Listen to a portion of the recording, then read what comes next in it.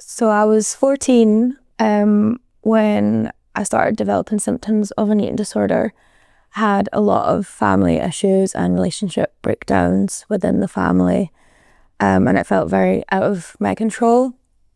And the one thing that I had control over was what I'd done to my body and the food that I was eating. And then it wasn't until I was 16 that I got a diagnosis of anorexia. During that as well, I was very anxious and very vulnerable, and I think I was seeking for something to make me feel better. And diet culture has a lot to blame for that.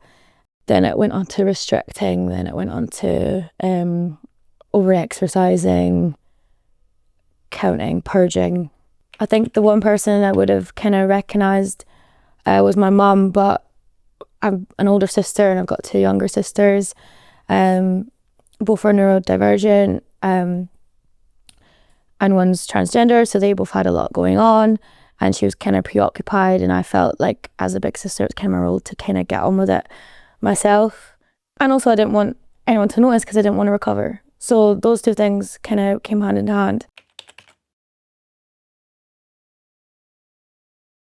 It was actually someone in my family who I didn't know had an eating disorder before, took me aside and burst into tears and said, like, I know what you're doing, I know what you're going through, and kind of disclosed, like, you've got an eating disorder. I'm recognising things you're doing. Yeah, I think something just clicked to me after that about, okay, people are recognising this, and I want to recover. But it's not just I want to recover and then you're okay. That's just when something clicks and your journey begins. I told my mum and sat her down and kind of said what I was doing. She was aware of certain things I was doing. I'd lost my period. I was isolating myself. Wasn't going out with my friends because I didn't want to be around triggering comments. With food, with alcohol, and so she made me an appointment with the GP and went to the GP, and then they made a referral to CAMHS. It took about 3 months for my referral to be picked up by CAMHS, and in that time I'd already kind of thought, okay, I want to start recovering. At the same time, I was also in CBT and exposure therapy for emetophobia, because I had a big fear of other people being sick, which again was about control. So while I was waiting on my referral kind of getting picked up, I was kind of using bits and pieces from exposure therapy to help me with food. So like exposure around different meals or fear foods. So seeing a nutritionist with CAMHS, they gave me some kind of tips and what to eat. They also gave me some information on kind of the tools I was using for purging, why they were bad for my body, how they were affecting me. And they gave my mum some tips on what she could do. And then I also got CBT. I think I had about 20 sessions of CBT. And in CBT we did things like body image work, exposure to different meals, control perfectionism, things like that.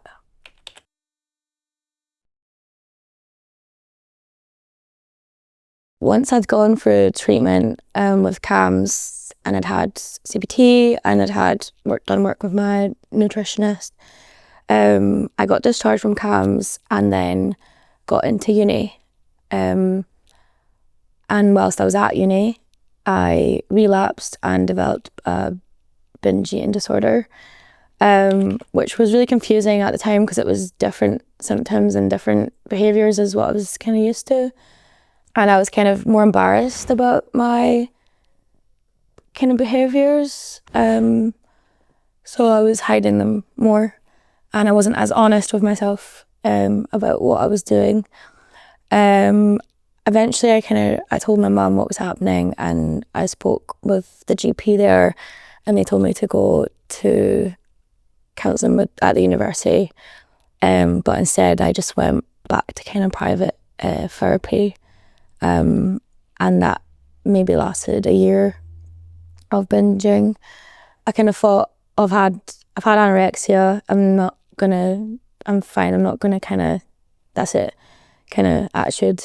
So when I was experiencing different kind of patterns and behaviours of binging, it didn't really occur to me that that's what it was. Kind of thought it was normal, although I was kind of embarrassed about those behaviours.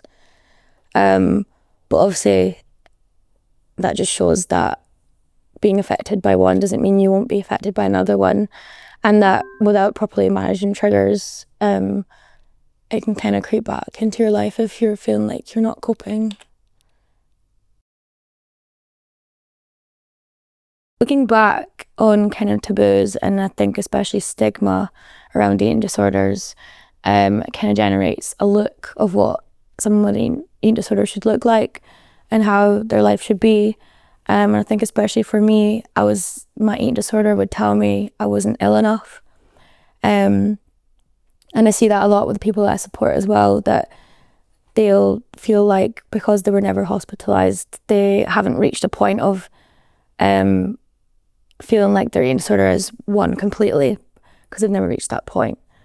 Being in a peer role now where I can help other people who are going through, maybe they're at the start of the recovery journey, they're in the middle of their journey, or they're nearing the end of their journey. I know that if I had peer support when I was going through my recovery, I would have found recovery a lot less isolating. Although I had strong relationships like my mom and my friends, I feel like no one really understood, and it created a lot of barriers with people where I would be frustrated or triggered and they wouldn't really understand why, which created anger and frustration on my part, and then worried that they'd hate me for something that wasn't really my fault, and I just felt really misunderstood. So when I'm talking about that in my peer role now with people that are in recovery, so they just feel so much less isolated and alone and just so understood. So yeah, I would definitely benefit from peer support. What I would say to someone with an eating disorder is use your treatment plan. It's there to help you. Talk about how you feel. Don't be scared to disclose anything that you feel might come with judgment. And yeah, just be honest with yourself and honest with others. Looking back, it does make me sad that I lost such my identity to my eating disorder, and sometimes I feel like I maybe missed out on things that maybe I'd be a different person now. Well, I would be a different person now if I hadn't gone for everything, but because my eating disorder was so entrenched in my identity, I sometimes worried that I missed out on things that could have developed me as a person now that I missed then. So that part makes me sad, but I'm also, because of the job I do now in peer support, it also makes me happy that I can use something that was so difficult to help other people in their journeys.